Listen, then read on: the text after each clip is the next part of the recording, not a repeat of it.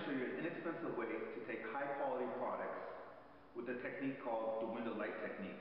Now this is a great system for all of us small business owners out there with lean budgets and great product to showcase. And you're only going to need a few things. First, you're going to need the camera. And while a major camera system would be nice and fun, it's really not necessary. I would just start off with whatever camera you already have on hand.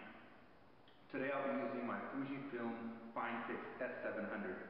A pretty run-of-the-mill camera I got some 5 or 6 years back, but it should do the trick.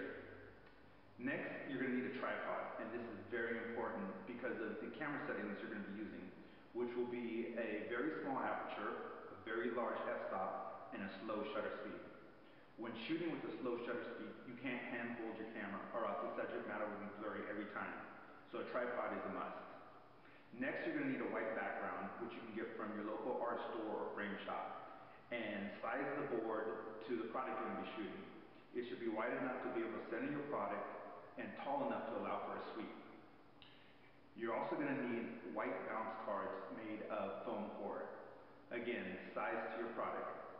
About the same height and roughly 3 times the width so that you can bend it in half and have it stand on its own. And its purpose is to bounce light back onto the product. Next, you're going to need the perfect room to shoot in, which is a room with a large window with a wall next to it. The larger the window, the better, because it'll allow more light in. Other things you might need is a folding table and some tape, just to put everything together, and again, depending the height of your product that you're shooting. So, let's go ahead and set it up. Mi montuno que le traigo es pa' gozar.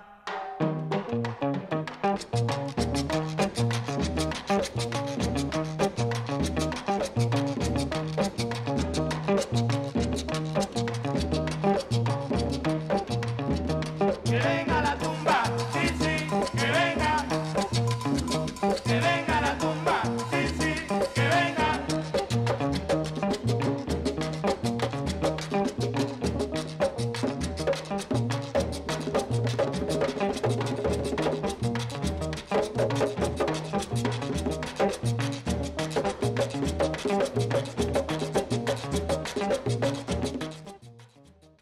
Now that you have your set prepared, it's time to set up the product.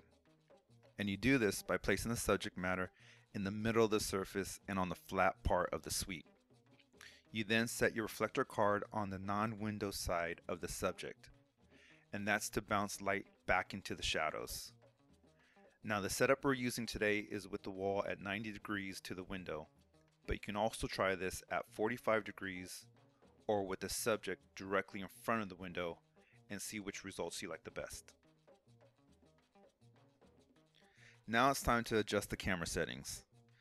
Since all cameras have their differences, I'll just be going over the settings that I used on my camera. First, I set the white balance to auto, then I disabled the flash and set the quality to the highest setting.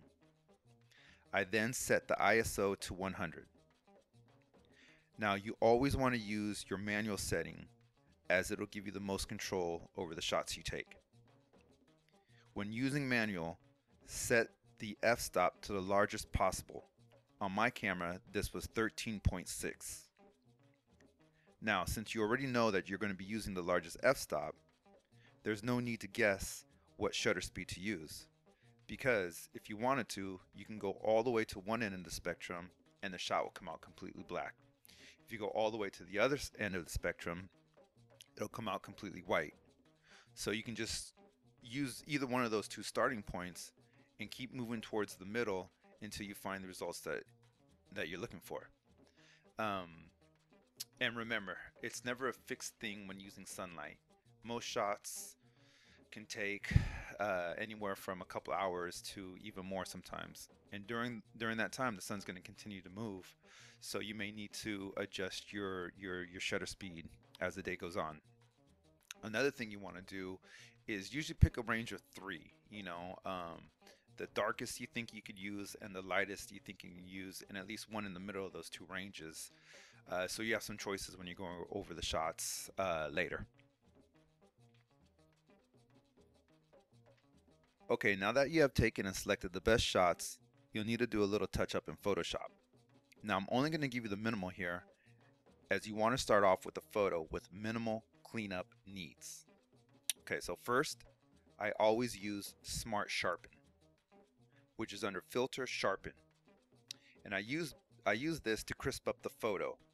And I leave most of the default settings as is, but I do adjust the amount. And I turn that up to 139%. I then use, and in this order, Auto Color, Auto Contrast, and Auto Tone. You can find all of these under Image. I then use the Quick Selection tool to select a subject. And this is by far, hands down, the best tool if you want to address just the background, as you can get very, very, very accurate and very quickly.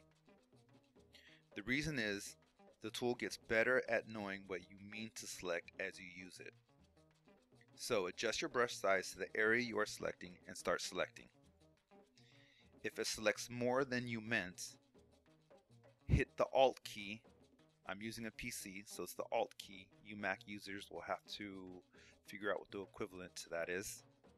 So I hit the Alt key, changing it to a deselection tool, and start deselecting the area it selected too much in. Now, if it now deselected too much, I switch from hitting the Alt key to pressing the Shift key. This will turn it back to a selection tool, and I start reselecting that area. Now what you'll find here is now the computer has gotten way better at knowing the edge you need to stop at, and it'll just hang on to that.